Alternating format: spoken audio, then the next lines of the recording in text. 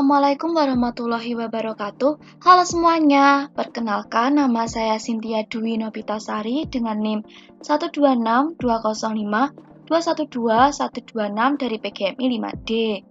Nah, di video kali ini saya akan menyampaikan materi tugas ke-8 yang berjudul Alat Evaluasi Pembelajaran Kurikulum Merdeka IPS MI atau SD yang diampu oleh Bu Maftuka MPDI dengan mata kuliah Pembelajaran IPS MI atau SD.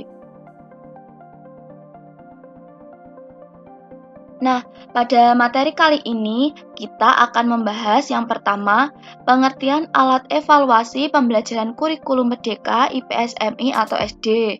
Yang kedua, alat evaluasi pembelajaran kurikulum merdeka IPS MI atau SD. Dan yang ketiga, prinsip-prinsip alat evaluasi pembelajaran. Langsung saja pada pembahasan yang pertama yaitu pengertian alat evaluasi pembelajaran kurikulum merdeka IPS MI atau SD.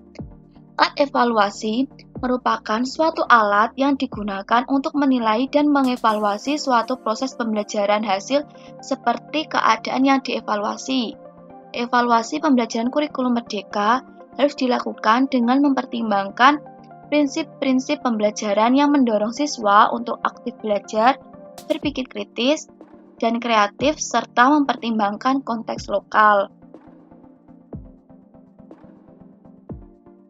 Selanjutnya, pembahasan yang kedua yaitu alat evaluasi pembelajaran kurikulum merdeka IPS MI atau SD. Nah, dalam alat evaluasi pembelajaran kurikulum merdeka IPS MI atau SD ini dibagi menjadi dua, ada tes dan non-tes. Langsung saja pada bagian tes. Tes dilakukan untuk mengukur pemahaman peserta didik dalam menguasai pelajaran yang telah disampaikan. Alat evaluasi tes dibagi menjadi 3 jenis, yaitu yang pertama, tes tertulis. Merupakan tes dalam bentuk soal yang harus diselesaikan peserta didik secara tertulis. Alat evaluasi dalam bentuk tes tertulis terdiri dari bentuk objektif dan bentuk uraian. Bentuk objektif meliputi pilihan ganda, isian, benar salah, menjodohkan, dan jawaban singkat. Sedangkan bentuk uraian meliputi uraian terbatas dan uraian bebas. Yang kedua, lisan. Merupakan tes dalam bentuk soal yang proses pengerjaannya dilakukan secara lisan oleh pendidik dan peserta didik. Yang ketiga, perbuatan. Merupakan tugas dalam bentuk praktik atau kegiatan untuk mengukur keterampilan peserta didik. Selanjutnya, yang non-tes. Alat evaluasi non-tes dapat digunakan jika kita ingin mengetahui kualitas proses dan produk dari suatu pekerjaan serta hal-hal yang berkenaan dengan domain afektif seperti sikap, minat, bakat, dan motivasi. Alat evaluasi non-tes dapat dilakukan melalui A. Pengamatan atau observasi, yaitu alat evaluasi yang dilakukan oleh pendidik berdasarkan pengamatan terhadap perilaku peserta didik, baik secara individu maupun kelompok, baik di kelas maupun di luar kelas. B. Skala sikap, yaitu alat evaluasi yang digunakan untuk melihat sikap siswa melalui pengerjaan tugas tertulis dengan soal-soal yang lebih mengukur nalar atau pendapat peserta didik. C. Angket, alat evaluasi yang penyajiannya berupa tugas-tugas yang dikerjakan secara tertulis. D. Catatan harian, catatan berupa perilaku peserta didik secara individu. E. Daftar cek, yaitu catatan yang berisi subjek dan aspek-aspek yang diamati dari peserta didik dalam tiap-tiap kejadian yang dianggap penting. Dan yang terakhir, F. Wawancara, salah satu cara yang dipakai guna memperoleh jawaban dari responden melalui pertanyaan sepihak.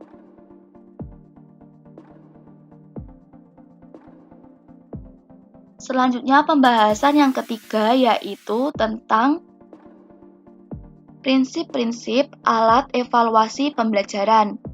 Terdapat beberapa prinsip-prinsip alat evaluasi pembelajaran, yaitu yang pertama, berkesinambungan. Evaluasi belajar yang baik harus dilakukan secara terus-menerus, bukan hanya satu kali saja. Yang kedua, objektif. Penilaian yang adil harus dilakukan dengan mengesampingkan hal-hal yang bersifat subjektif. Penilaian sendiri dilakukan setelah selesai melakukan proses asesmen.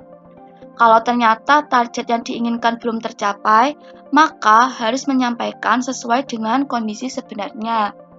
Penyampaian juga harus disertai dengan catatan agar pada evaluasi berikutnya orang yang bersangkutan bisa melakukan perbaikan.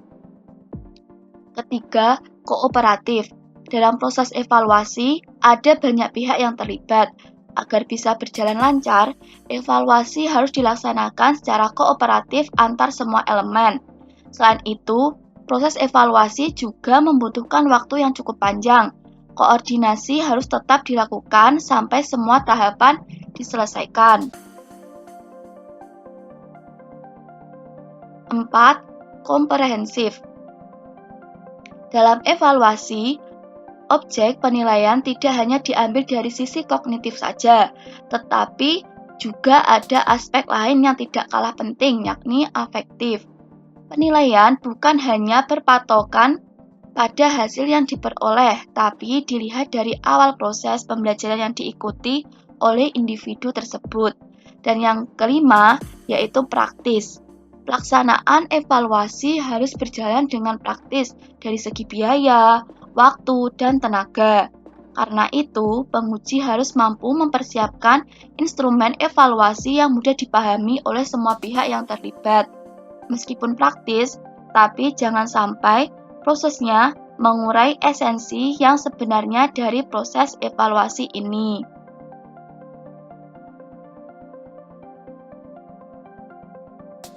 Nah, itu tadi penjelasan materi tentang alat evaluasi pembelajaran kurikulum Merdeka IPS MI atau SD. Cukup, itu tadi materi yang dapat saya sampaikan. Sekian dan terima kasih. Wassalamualaikum warahmatullahi wabarakatuh.